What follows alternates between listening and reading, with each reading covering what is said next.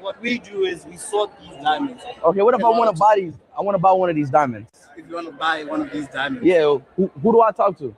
You'd have to talk to the beers or the site holders because we don't sell. We only have 2 customers. So we can make but I can't be a customer. This is my first time in Botswana. We can make arrangements for you to buy diamonds. Yes. But these are rough. Yeah, I know. But what if I want to buy a rough diamond? No. We only sell rough to 2 customers. All right. Welcome to This Week in Africa, your weekly live stream where we talk about all things Africa. We're talking today about iSHOWSPEED'S Africa tour, him exposing some of the challenges in business and post-colonial relationships with private companies, basically exploiting and taking advantage of these old deals in Africa's resources. We're talking about Senegal's win at AFCON, Nigeria lobbying the US government, and much more. But before we get into today's stories, we like to do introductions. So I'll turn it over for introductions before I introduce myself.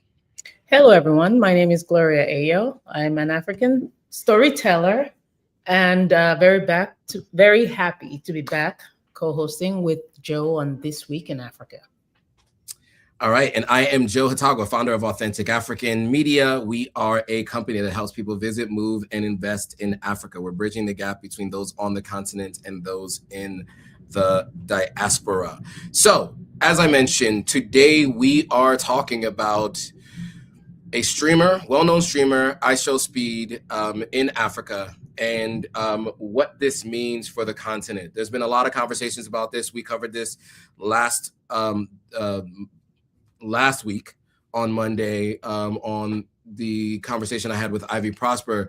But we talked about a few things there. We wanted to cover some more here and also get Gloria's thoughts. So we're going to play the rest of this video, give some thoughts on this, and then we're going to talk about the rest of his tour and what it means for the continent. So let's play the rest of this video on basically exposing the diamond industry in Botswana alone. And then we'll talk about the broader implications and have more commentary on the other side.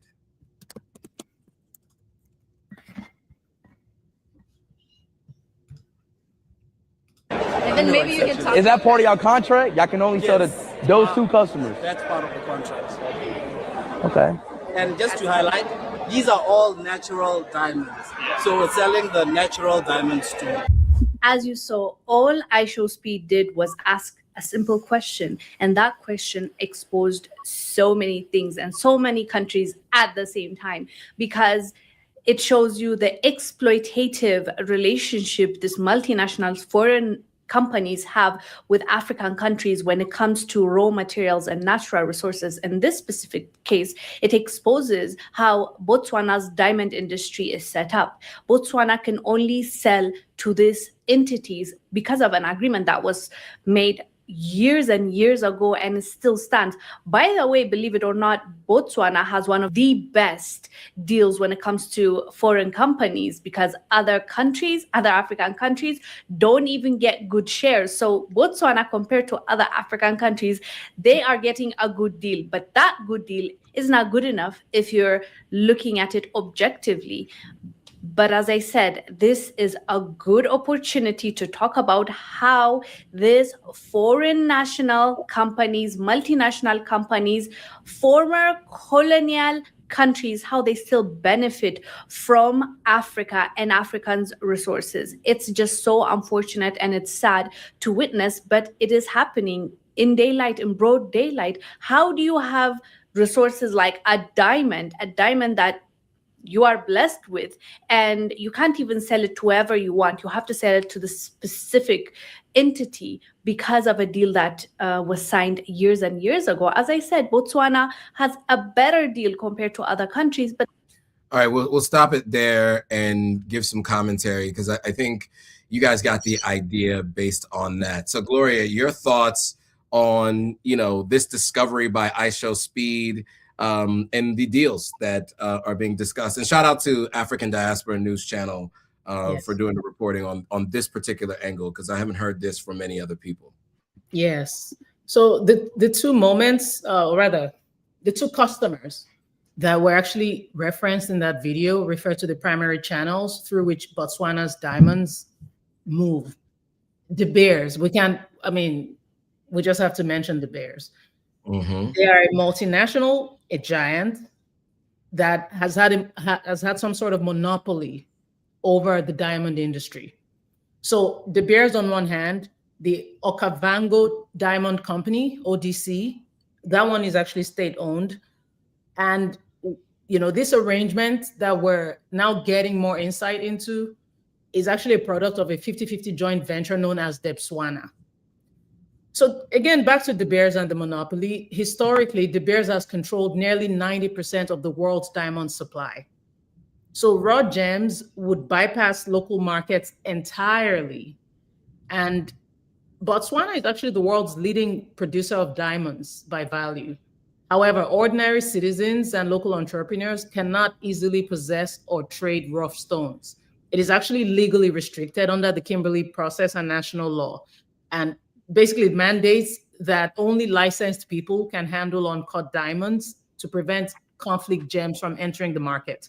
So iSHOWSPEED'S encounter has actually exposed this glass ceiling where all the cutting, all the polishing, the jewelry design, all of it occurs outside Africa, depriving us of the majority of the profit.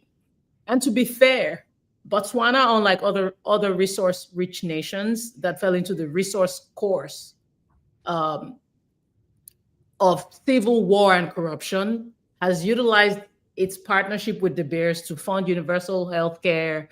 It's given free education. There's been infrastructure that has come out of all of that.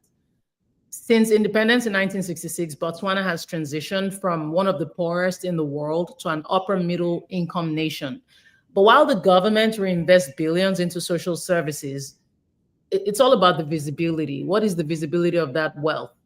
And it seems low compared to the gems that are being exported. So the advantage of what iSHOWSPEED has inadvertently done or exposed is that now there's a mass awakening for many who are seeing how the global supply chain works for the very first time. It's the same conversation we've had many times. Africa is a source of raw materials instead of it being a hub for finished luxury. Why can't it be Africa? There it is. Yeah. And look, I second that. And as you mentioned, we have mentioned this many times, right? The raw materials are mined and sourced in Africa. They are then refined and sold many times back to Africa or Africans, whether on the continent or in the diaspora, at much higher prices. I've used this example and I'll use it again. I was at Kotoka International Airport, the name of the airport, by the way. That's a whole nother conversation. We should talk about it another time. But I was at Kotoka International Airport in Ghana, and I was going through the duty free, and I saw Swiss chocolate. It was like $5, like a $5 bar, There is no chocolate in Switzerland, right? The chocolate actually came from Ghana, refined in Switzerland, packaged, and sold back to Africans at a $5, where it was actually sourced from Africa. And that happens with all the natural resources and raw materials. It happens with crude oil, right? Many times it's refined elsewhere and brought back. That's why it was such a big deal that Nigeria had opened up that second refinery. And then, there's conversations about what Dangote had been doing with his oil refinery, depending on how people feel about those two those refineries, but it's really important that we refine our own natural resources and we generate the profits as a continent. And this is something that we will continue to talk about. But I think it was really interesting that was a discovery. And I'm not sure he fully understood what he was talking about, like what he was hearing. But I think that angle from the African Diaspora News Channel made it possible for others to kind of get an understanding of that. And I'm glad that they looked at that angle. Now, the other thing is, there's been other positive benefits of iSHOWSPEED being on the continent. He is the first person of African descent, let's say, more, a melanated person of our complected or darker in this range of complexions. It's hard to say because everyone's a descendant of Africa technically, right? But when we mean that, what we mean. he's the first person to hit 50 million subscribers on YouTube. That is one of the platforms in which he utilizes to do all the things that he does. iShowSpeed is one of these people who's a streamer. What is a streamer? It's somebody who goes live like we do, but he goes live for much longer periods, and he also does what they call in real life streams. So he does a stream where he'll walk around with a camera crew and a live feed to the internet to film him as he goes around and does different things. Sometimes it's different athletic feats, right? Like, you know, he was trying to pull a car with the world's strongest woman, or in other cases, he's walking around in a city. In other spaces, he's live streaming festivals and events in different countries. And he's going to 20 countries, 28 days around the continent of Africa. And so he just turned 21 years old. So you can imagine who his audience is. Generally, it's not the same audience that watches this content. Many of you are all aware that Africa has 54 countries, maybe 55, maybe 56. There's some disputed regions, but we'll say 54 recognized countries, right? We all are aware of that as we're watching this. Many of the people who watch iShowSpeed's content are not aware of that. And that is evidenced by the reaction videos of people crying and saying, I thought Africa was this. I thought Africa was, you know, only mud huts and etc. In 2026 and at the end of 2025, there were people who still thought that. People of melanated skin complexions, people who are of African descent who did not know that in these United States. We have to remember the average reading level in the United States today is 6th grade, right? It's a 6th grade reading level, equivalent of a 12-year-old. So if that is the case, you would imagine there aren't a ton of people who have a lot of insight into geopolitics and what's happening around the world. And so this is actually beneficial because I think what it does is it helps to do some PR, right? The United States and Europe have done a great job of doing PR, right? They do not show Skid Row in their videos, right? They don't show some areas in Philadelphia or Chicago where you have, you know, extreme violence and other things, because that's not beneficial to its presentation on the global stage. The continent of Africa, unfortunately, has only been shown one way. And so this has been useful and helpful. Long diatribe, but I thought that was necessary. I won't say too much after we watch this video, but I did want to show you a quick clip from his channel so that I can show you what one of his in real life streams looks like for those of you who aren't familiar, because I think this might be interesting to you all, at least to understand what people are watching. All right, so let me share this and then we'll have a little bit of commentary afterwards. So this is iShowSpeed showing up in Nigeria.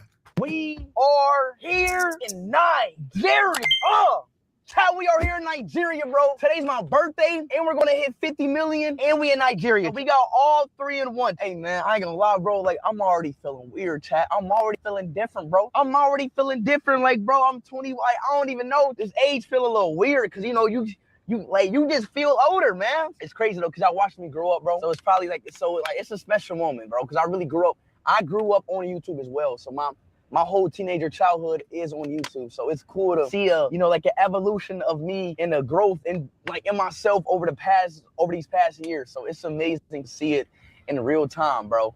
But anyway, chat, let's have a good stream. Let's turn up, bro. Let's go, chat. Let's go, bro. 21, 21, 21, dog. We are here in Nigeria, bro. I'm really here, y'all. Welcome to Nigeria. Yes, sir. We're in the streets of Lagos. Yes, sir. I'll take you outside. Let me give All right, so just to give you a little bit of an idea, yes, that is a lot of what it looks like, right? He usually starts off with an intro like that. What he has is his phone on his wrist so he can look at the chat, so he can see what people are actually saying live. That's something that a lot of in real life streamers, IRL streamers are doing now.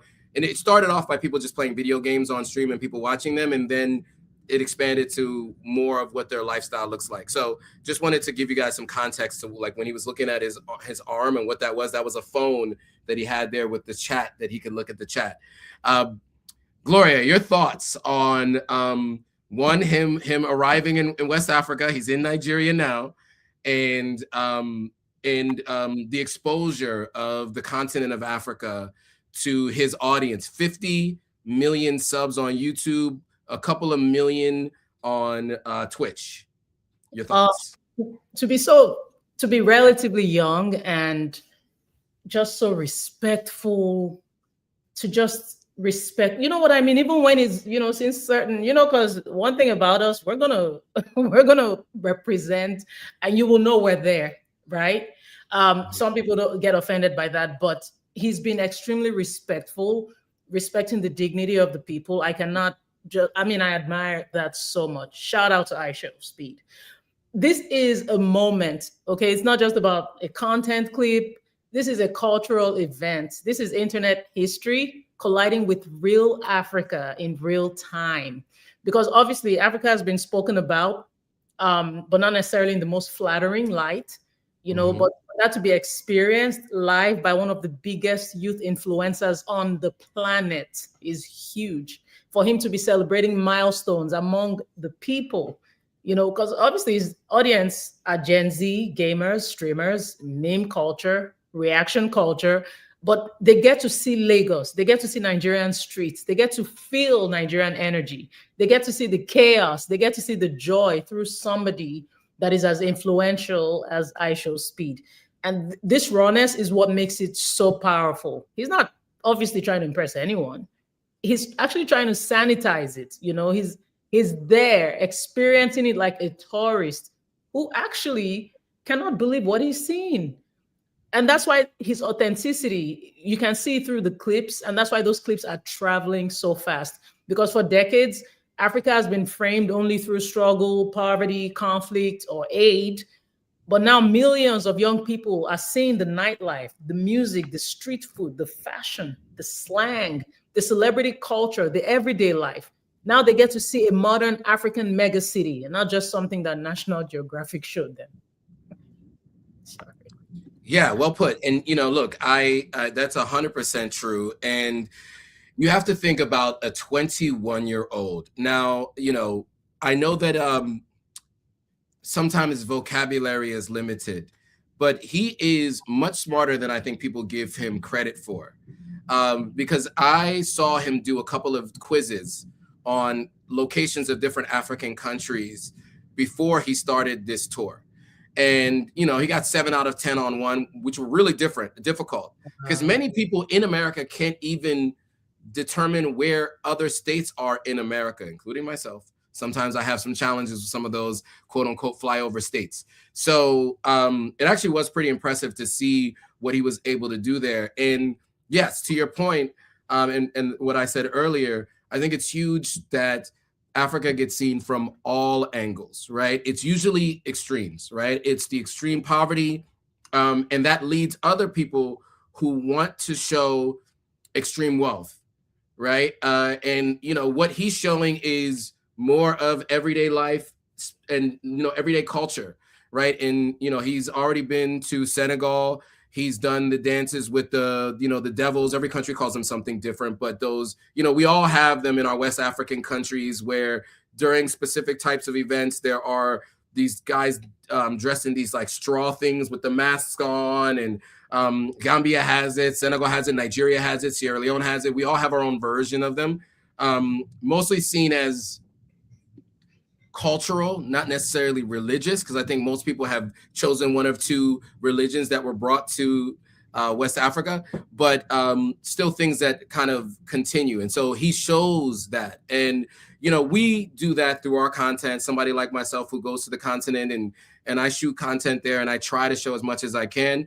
We've been limited in our reach, right? Not as many people see the videos. The biggest person in our space that I mentioned before is Wodimaya, right? And Wodimaya has 1 million subscribers, and he's done a great job of sharing the continent with the world. And there have been other folks as well who've done an excellent job. They've been named before, you know, Vanessa Camby and a bunch of other folks. However, combined, we don't reach 50 million subscribers, right? And then the number of views might be 100, 200 million views, right? Or more. So this by itself, as you said, is a cultural event and is culturally significant. And we will see if this leads to more focus on the continent, people who had casually been browsing to maybe pay attention more, and we'll see. We'll see. I hope that it does. You know, I need to respond to that, right? Yeah. You know, I have to respond to that. Okay. Yes. Of course it's going to be chaos. Are you kidding me? That's the beauty of it. It has to be chaotic. If it's not, Joe, you know, if it's not chaotic, have you even been to Nigeria? I get, you know what I mean? I'm just saying chaos is part of it. And I'm not here trying to minimize or, you know, trivialize chaos, but I'm just saying that's part of the beauty of it. It's just the rawness, you know? But let's not also forget the other side of it, you know, the joy that we bring. And by the way, Joe, you clearly missed the clip where he talked about Nigerian jollof. He had eaten Senegalese jollof, okay? We had a conversation about this off air, and there's a clip where he has said, in his opinion, Nigerian jollof is better. And he's gonna go to Ghana, and then you'll see. Thank you. That's all I have to say. We will not get into the jollof wars here, but iShowSpeed is one person with one opinion. We will defer to the events of the last 10 years, international events with multiple taste testers and what they say. So, but thank you, iShowSpeed, for giving Nigeria one more reason to have the amount of pride that they have at an all-time high. So with that, but honestly though, it is an important cultural moment. And, you know, as much as some people think that it's ridiculous, it doesn't matter. Things like this do matter. You will see travel increase. You will see, you know, obviously tourism increase. All of those things will be a part of this. Now, it's not as easy and it's not accessible to everyone. And we'll see his audience, but let's see as his audience ages, right? Because he is 21 years old. He just turned 21. Yeah. So we will see how others respond over the next few years. But you never know how somebody like this can plant a seed for so many people. The continent is not without its problems, for sure. But I think it's important to show more of it to broader audiences than what has been displayed previously. Now, on to the next story. We talked about this a few weeks ago, or actually last week. On the day we had our live stream, there was an election in Uganda. And if you're not aware by now, Museveni, the reigning president for so many years, was re-elected. There was a lot of talk about suppression of votes. There's allegations of all kinds of things happening in country. And Bobi Wine, the main opposition leader that many of the youth were supporting and behind, has gone into hiding, and he has spoken to Al Jazeera and others about what it's been like. I just want to say he exposed exclusively to Al Jazeera, sorry, while hiding in a tense presidential election that he says was rigged. President Museveni has condemned Bobi Wine for rejecting the results of last Thursday's vote. The 81-year-old president declared himself, or was declared, the winner of the presidency of Uganda. So we will play a little bit from this video from Al Jazeera, and we'll have some commentary on the other side. Much of Uganda has returned back to normal after a tense election marked by violence in some parts of the country and a disputed poll results. President Yoweri Museveni has accused the main opposition party, led by Bobi Wine, of trying to destabilize the country and cause chaos. I asked the confused people to come back to sanity, because what they are planning, what they wanted to do, we already know, and we have already demobilized. Wine, also known as Robert Chagulanyi, is in hiding after security forces raided his home last Friday. How are you? How's your family? I'm alive. I don't know how my family is. He spoke to Al Jazeera.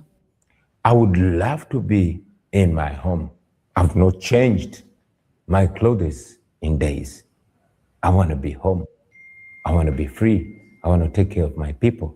But the military and police have taken over my home. This is a crackdown to intimidate, to silence, and to completely, subdue the forces of change. You have rejected the elections. You said that the election is rigged. What evidence do you have? This time, not the police, not the military, but Electoral Commission officials took part in critiquing ballot papers in favor of General Museveni. Glad enough, we have record of them. We have videos of them doing that. Do you want people to come out to the streets to protest? We want the people of Uganda to take charge of this and find numerous creative ways. Could be protesting on the streets. Some of us started protesting by holding high the national flag. Others can protest by staying at home. Protests largely over the election result turned violent in different parts of the country. Most of the violence happened in areas like this. Several people were killed in some areas, allegedly by security forces. Police said they were containing a riot situation. Namutebi Oliver is grieving her son. He was shot by a stray bullet during running battles. I think we'll leave it there, but you can see that there was, some opposition and some protests in the street. So your thoughts on this yet another election win, which we were pretty sure was going to happen. Your thoughts on this win and the way that the protests were reacted to. Yeah, one major concern I have is that this isn't making news enough. This isn't being talked about enough. And it's because people are so used to the pattern. Unfortunately, even we last week, as you mentioned, when we touched on it briefly, that was the day the election was happening. And it almost seemed like we were resigned to the results, which I'm not trying to take that stance and be, all resigned. And, because when you do that, you do enable people to say, okay, the people don't care anyway. They know we're going to do what we have to do, and they're not going to react. So I'm measured in even how I put that out. The Uganda People's Defense Force has denied reports that Wine had been abducted by a military helicopter. But he maintains that he managed to escape a coordinated raid designed to place him under indefinite detention. As of today, his wife and family remain under house arrest. Yeah, as we've seen in the video, he stated that, just look at the situation he's in. We can see him saying that in the video. And Wine has decided, which I think is wise, and I'll explain. He's decided not to contest the results in the Ugandan courts because it's a captured judiciary. When they tell you go to court and when the judiciary is in their pocket, I don't know. But what he's calling for instead is for peaceful constitutional change and for people to protest in the streets. So I think that's a better use of his energy. Isn't it really sad that we've gotten to a point where it's like, don't even waste your time with the courts. Expend that energy doing something that would be more substantial, something that would have results. Otherwise, you're going to spend all that money and time and energy disputing something. And at the end of the day, something has to change. It starts with the Constitution. And this isn't the first time. In 2021, he was famously placed under house arrest for 11 days immediately following the election. And at the time, the Ugandan High Court actually ruled it illegal. However, this particular situation that's happened after the election is actually presenting a sharper edge, because now you have Museveni's son as the head of the armed forces. This man has gone on social media to issue an ultimatum, giving Wine 48 hours to surrender, or he'll be treated as a rebel or an outlaw. What? So on one hand, the government is celebrating this landslide, and now they're promising continued stability, they're promising upcoming oil wealth. But the reality on ground is that Kampala is marked by deserted streets and a heavy military presence. And there are actually reports of a silent unaliving of people, according to the opposition. And they're saying that over 100 supporters have been unalived or they've disappeared in snatch squads since polling day. So once again, you have a generation of youth who feel that their votes have been stolen. Yeah, well put. I mean, it's tough because his son has been installed as a senior military official, will likely take over once, you know, his life comes to an end, Museveni himself. And so, you know, it will be very difficult to see an opposition leader win in that country. So we'll continue to monitor the situation. It is years long, very tough for any real change to happen there, but we'll watch and we'll continue to report on it. Now, there was a quick question from, shout out to Jada. She was asking, what do we, from the previous story, what do we think about Mr. Beast coming to the continent? I can give my quick thoughts. I think there's a lot of people who feel upset by Mr. Beast coming to the continent and building water wells, right? And all those kinds of things. I think what he's doing is exposing some of the challenges that we discuss on this live stream, right? Some of our leaders should be doing that with the funds that come from USAID or UK aid, which no longer are sending funds, but when they were, or World Bank and all these funds, the leaders on the continent should have been using those funds to do these things. Mr. Beast is using YouTube money, Jimmy, whatever his name is. I don't know his last name, but he's using YouTube money, funds that he generates from YouTube and the sales of his chocolates and these little burgers that he does, to either reinvest in videos and or do through these philanthropic efforts. It just shows that it can be done and that it should be done.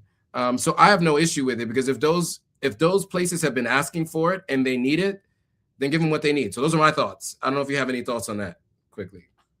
I completely agree. And I remember at the time sharing his visit to the continent. And I mean, on one hand, I can see why people would feel that way. What I would have preferred to see, actually, in retrospect, would have been some kind of balance. Yes, you can do the great stuff. I have no problem with that, but also show the beauty of Africa and also choose to go to the places that are beautiful. It's not everywhere that's, you know, in need of help or has some distress that you have to visit. There are other places, so just balance it for next time. But I think his intentions were good overall. Yeah, I mean, his whole thing is about philanthropy, right? So I didn't see it as an issue going there, but you do make a good point that there are balance is necessary. Okay, so now moving on to the next story. Former Burkina Faso leader was arrested in Togo and expelled, and he was the alleged coup plotter, at least in this most recent coup. You guys might remember there were two coups in Burkina Faso in around a 2-year span. There was one where this gentleman was the original leader, if I'm not mistaken, and then he was overthrown by the group who felt that he had not kind of lived up to the expectations that they sought. So he had fled to Togo, and he has now been arrested and expelled. So we will play this video and have some commentary on the other side.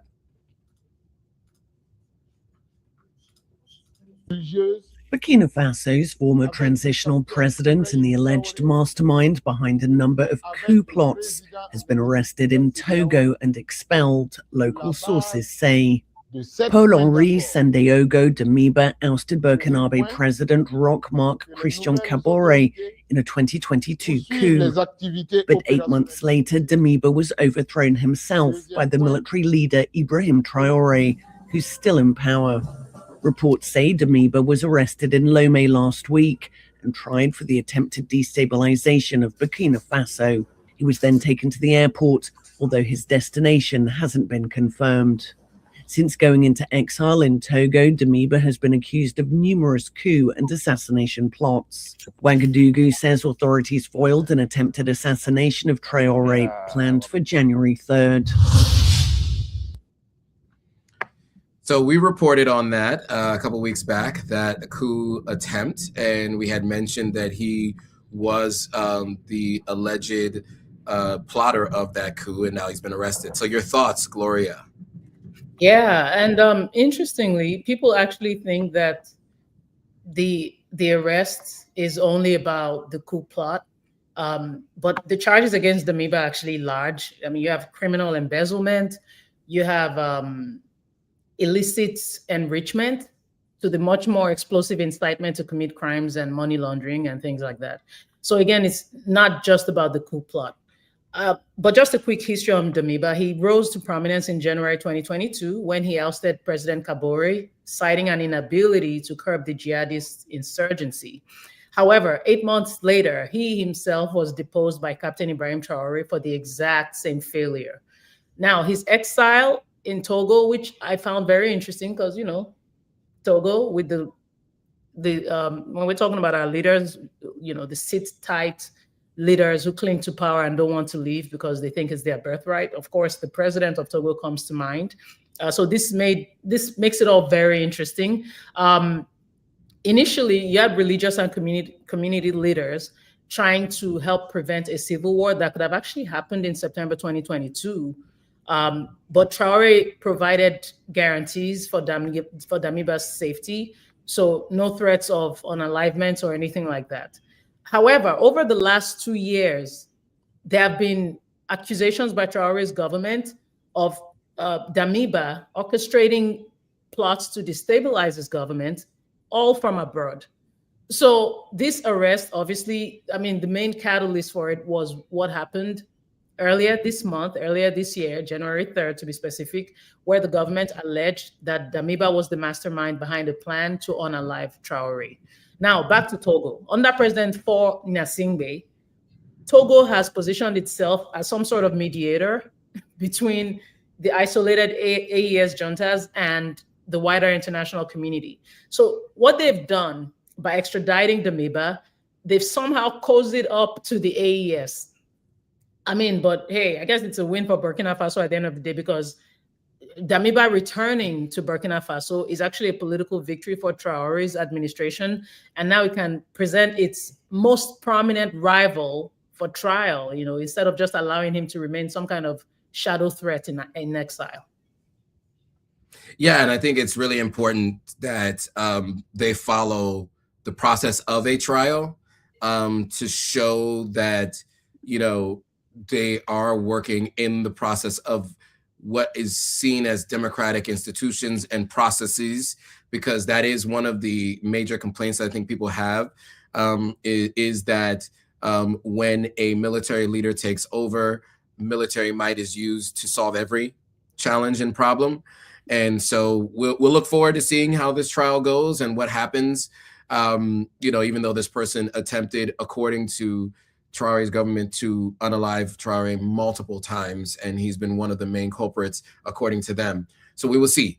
Okay, moving on to the story that many people have been talking about is Senegal's win of Africa. So AFCON, sorry. And AFCON is Africa's Cup of Nations. It's like kind of the pre-qualifier for the World Cup, and the African, it's like the African region's cup, right? And so a lot of times there's controversy with the North African countries, specifically Morocco. You guys might remember the last time there was an AFCON, Morocco won, if I'm not mistaken, and they thanked everyone but Africa. They thanked the Arab world, they thanked FIFA, they thanked the fans, but they did not include Africa.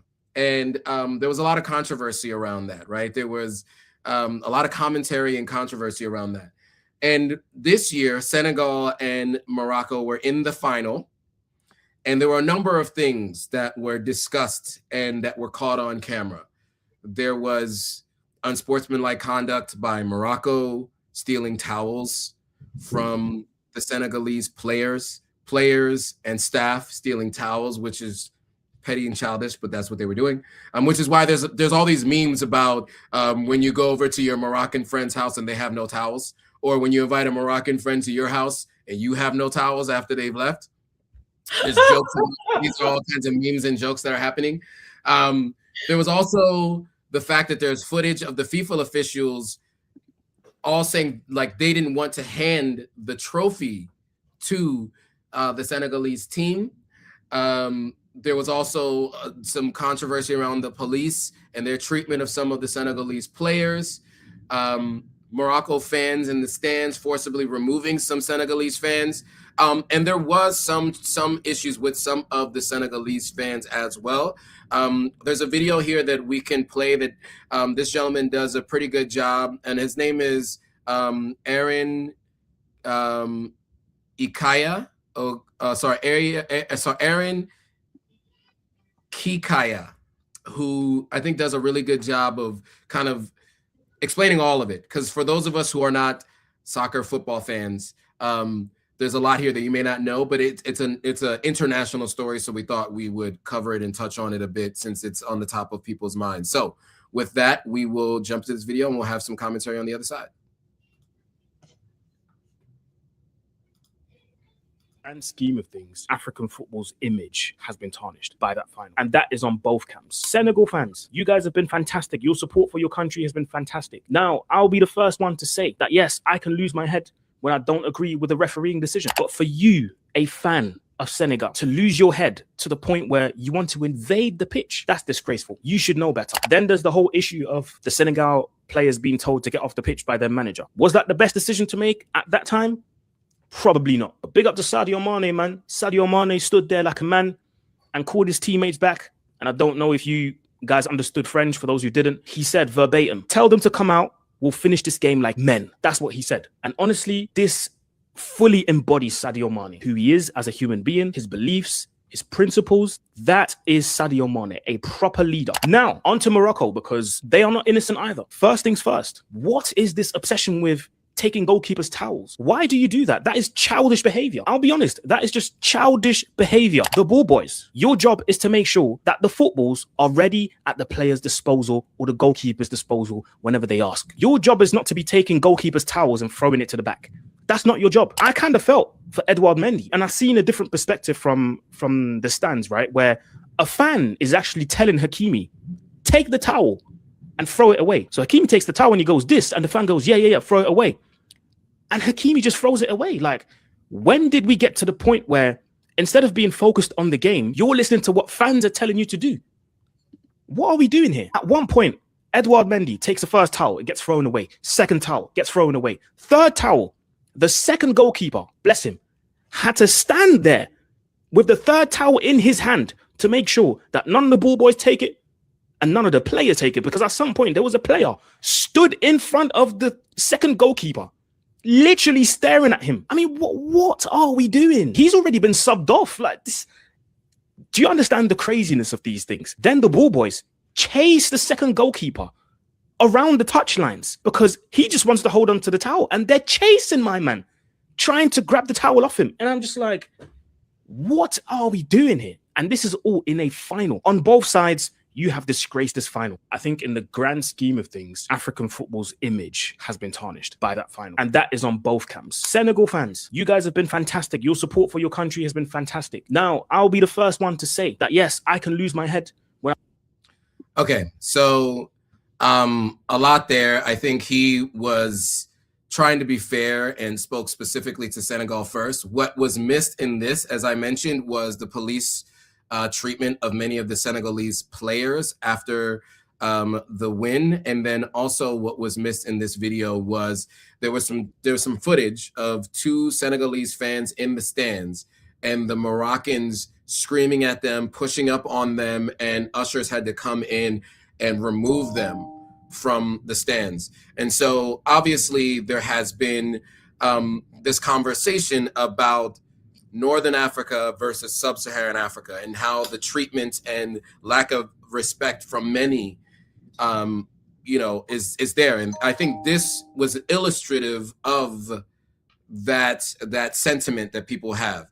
Your thoughts, Gloria, on this story and what's been happening post this whole Senegalese win at AFCON? You know why I'm chuckling? Because I just remembered when you sent me a video and you were like, is this AI? Like, it was just that unbelievable what was going on. That was such an embarrassment. Towels? Like, are you kidding me? And I'm glad you shared, the background. You did talk about when at some point props were given to the Arab world, Africa was being sidelined when Morocco was, it's just always been that divide between North Africa and Sub-Saharan Africa. And I have personally wondered about it. I've, matter of fact, thought about highlighting that. And, sports is only a reflection of the reality on ground, the underlying issue. So it was just an embarrassment, honestly. And the sportsmanship was just so bad. They weren't good players. I'm sorry. Morocco, y'all did not bring your sportsmanship to the table. And that was really, really embarrassing. And of course, the Senegalese people got on the defensive. Why? It's just, come on. This was supposed to be a great moment to highlight and showcase Africa, and just be the big boys. Put on your big boy pants and just congratulate the winners. That was sore. I still can't believe that actually was put out for the whole world to see, and it's really sad. But more importantly, it does highlight our challenges as a continent. We're truly not united. It is like two different worlds, and that's why I've been to Morocco, and I've seen people's reactions since going to Morocco and saying, "Oh my goodness, we didn't know it was so stunning. It was so beautiful." Obviously, we know about places like South Africa. We know about Kenya. We've heard of countries that are stunning and have great infrastructure and things like that. But many people do not know about what's going on in North Africa. And that's because it just feels like a completely different world. It all goes back to the colonial times, and they have more proximity to Europe. And probably, I'm not saying all North Africans think that way, but some of them probably think they're more European than African. So here we are. Yeah, well put. I think I've said enough on this topic. I think that was just one thing that I think was really, really important to call out. This is not new, and I think this is indicative of a larger challenge. The disrespect that has been shown to Sub-Saharan Africa, and it's interesting because this has been a problem for a long time. I went to the Kwame Nkrumah Museum, and one of the things that I thought was really interesting is that Kwame Nkrumah married the Prime Minister of Egypt's niece in order to try to bridge the divide. Even at that time, Kwame Nkrumah was the first president of Ghana. Look him up if you're not aware. To try to bridge the divide between North Africa and Sub-Saharan Africa. That was like at least according to them, that was the main goal of that, was to kind of bring these two areas together. They are separated by, I guess, the Saharan desert, but it is all one giant landmass, but it could not feel any different. I've only been to one country in North Africa, and that's Egypt, and it did not feel like I was in Africa when I was there. Felt like I was in some places parts of the Arab world, in some places it felt like I was in Europe, just in terms of the fact that a lot of them were speaking French and chain smoking cigarettes. Felt like I was in Europe. Didn't feel at all like what I feel like when I travel around West and other parts of Southern Africa and Eastern Africa. So with that, a couple more stories. In the interest of time, we will start with one and see if we can get to another. There was two more stories we wanted to talk about: Nigeria lobbying the American government, but then also I think something that's really important. One of our former leaders on the continent, Patrice Lumumba, was unalived in a coup, and all that was left of him, if I'm not mistaken, was his tooth, because he was dissolved in acid. And it was the footage of it is terrible. You can find it online. I'm not going to show it to you here, of how he was being beaten. And it is crazy to think that someone who was only in power for, I think, about a year, and had that much of an impact, and was taken out so early. And he was the former prime minister, if I'm not mistaken, of the Congo, the DRC. And you see all the challenges with the DRC today. So anyway, his family has pushed to open up a trial, and I am going to share a part of a video that speaks to that, and we'll give some commentary on the other side. Kumar, thank you very much. Now we move on to Belgium. The family of Congolese independence leader Patrice Lumumba is seeking justice as a Belgian court considers whether to prosecute the only surviving suspect in his 1961 murder. Lumumba was executed and dissolved in acid by separatists with the help of Belgian mercenaries. 93-year-old Etienne Davignon, former Belgian diplomat, is accused of involvement in the unlawful detention and degrading treatment of Lumumba. His family has been pushing for a trial for years, saying it is about revealing the truth behind the colonial crime. The court will decide whether to proceed with the trial in the coming weeks. Thoughts on if in fact this does happen, what this might mean for the idea of truth and reconciliation? Yes, I'm happy. Of course, the anniversary of Lumumba's passing was actually on Saturday. I'm happy that the world is talking more about it. I did do a 3-part series myself on my social media platforms at the Gloria Ayo, if you want to check it out. A 3-part series. First part, I talked about how the US had tried to give him a potion to drink or put it in his food and his toothpaste. But that didn't happen because there was a bigger plan, which was ultimately what led to his unaliving when he did get dissolved completely. And one of the Belgian officials actually had the audacity to take his tooth, and he kept that for decades. So that was finally returned to the family, and they were able to have a proper funeral for him. However, there is one surviving Belgian official who was part of those who did what they did to Lumumba. And now the Belgian authorities are considering bringing the case back up.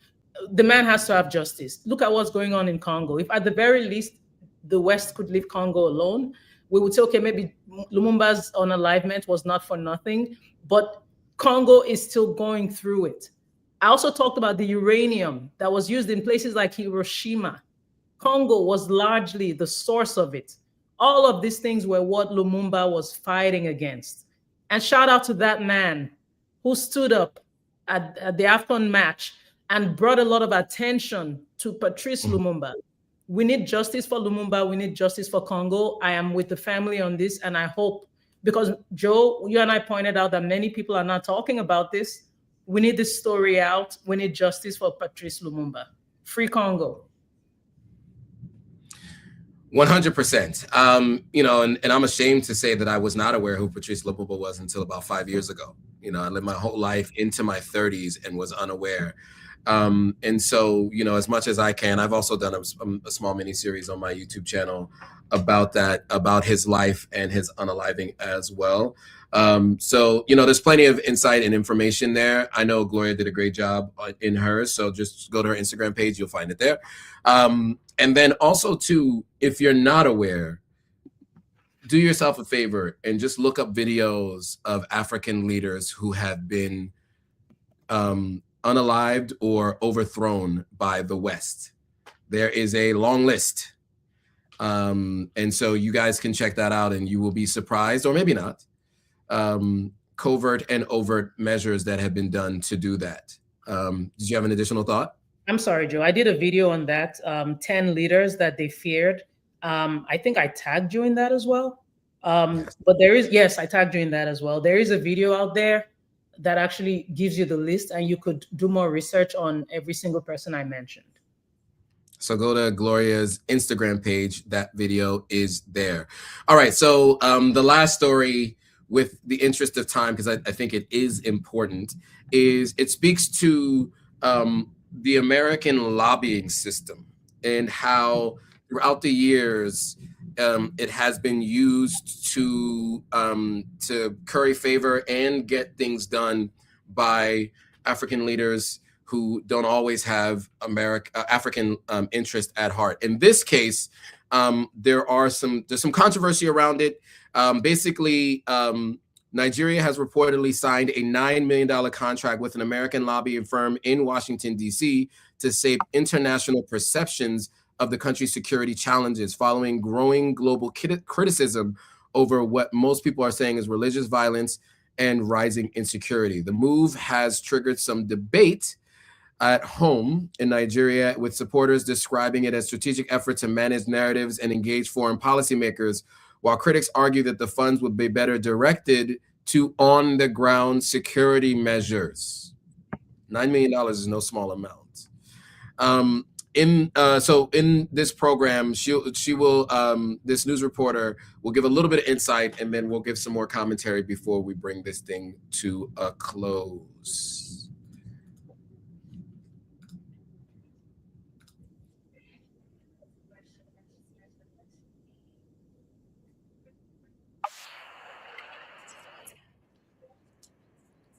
I think the audio is not on. Oh, you guys can't hear that? I couldn't. I don't know if anybody else couldn't. Okay. Well, anyway, we described this, so we could just talk about it. And those who, if you did hear it, you got enough of it. So your thoughts, Gloria, on this lobbying contract? Yeah, if you don't mind, I want to speak to this comment that I see. The Igbo tribe of Nigeria are desperate for power, so they're trying to use religion as the reason. I'm guessing you meant to write. I've addressed this as well. You see, the challenge is that we are not united as a people. And because of that, we cannot hold our leaders accountable as we should. It's not only Igbos that think that there is an attack on Christians, okay? And I'm not here speaking for or against. I have expressed many times that I will not dismiss that claim of Christians being unalived because we don't have enough data. We don't have enough. These cases are underreported. Hasn't there been, there was a topic we were initially going to cover under News Around Africa, where a church just recently, a church, the congregation was kidnapped. So, it depends on what side of, I guess, the experience you're on, but I'm not going to diminish or take away from people's lived experiences if they feel that they've been through something like this. So the point of me doing this is not to call you out.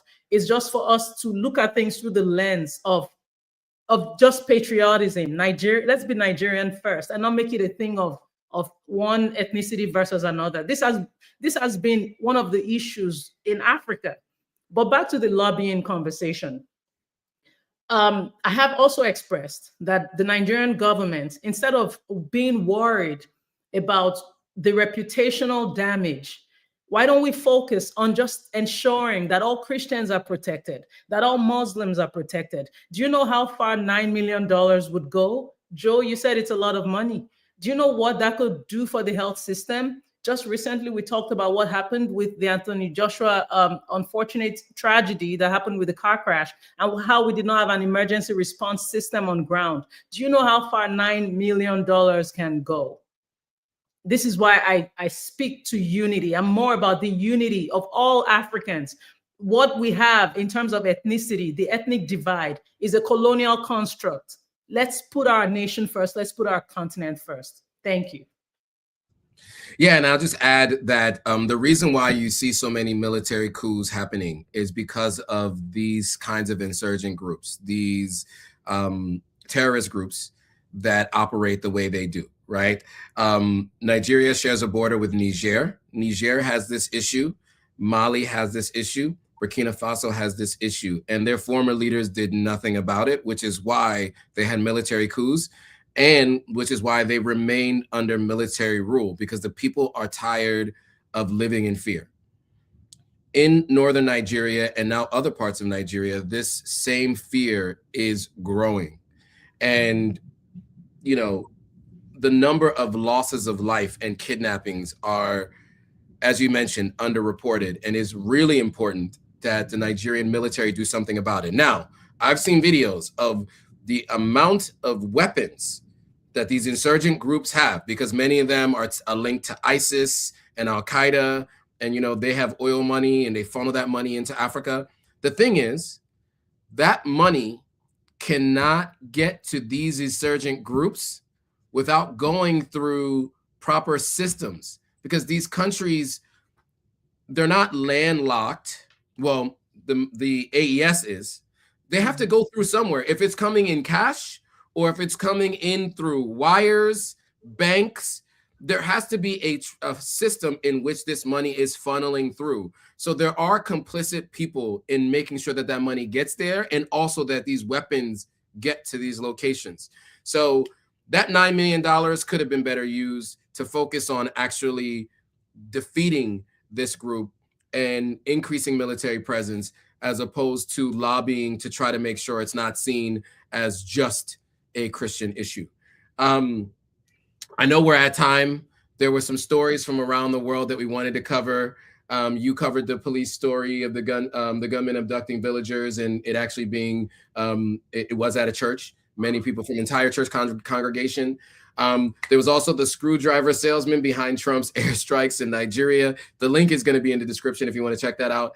And then South Africa's defense ministry has launched a probe into Iran's participation in the BRICS Plus 6 is what I call it, naval exercises held near Cape Town this week after reports that President Ramaphosa has asked Iran to withdraw to avoid antagonizing the United States. We didn't really have time to go into those stories. We didn't go through the list of officials and Museveni's cabinet. Maybe we should do that next week. Oh, yes. So we will go through the list of officials in Museveni's cabinet next live stream. It's interesting how much they're related or married to people who are related to Museveni. So we'll do that in the next live stream. We'll remember to do that. All right. Well, thank you guys for watching. Thank you, Gloria, for doing this. I do have to jump for a call, but thanks, guys. We'll see you guys all next week. Bye, guys. Hey.